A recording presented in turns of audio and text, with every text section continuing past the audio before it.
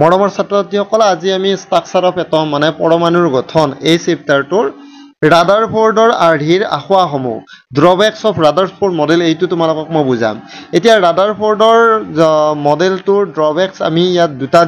তোমালোকৰ ইয়াতে মই লিখি দিছো সেই দুটা তোমালোকে পঢ়িব পৰা আৰু মই এনে অলপ জাস্ট বুজাই দিওঁ এতিয়া ৰাদাৰফৰ্ডৰ আৰ্হিয়ে পৰমাণুটো কেনেকৈ সুস্থিৰ হ'ল তাৰ ব্যাখ্যা দিব নোৱাৰে Rutherford model can not explain the stability of an atom atom এটা কেনেকৈ ষ্টেবল হয় তাৰ ব্যাখ্যা তোমালোকৰ দিব পৰা নাই চোৱা নিউক্লিয়াছৰ চাৰিওফাৰে কি ঘূৰি থাকে ইলেক্ট্ৰন বিলাক ঘূৰি থাকে সেই ইলেক্ট্ৰন বিলাক কেনেদৰে সজ্জিত হৈ থাকে নিউক্লিয়াছৰ চাৰিওফালে তাৰ ব্যাখ্যা ভালদৰে দিব পৰা নাছিল ৰাদাৰফৰ্ডৰ মডেলে আৰু লগতে সেই ঘূৰি থকা ইলেক্ট্ৰনটোৰ এনাৰ্জি কিমান হ'ব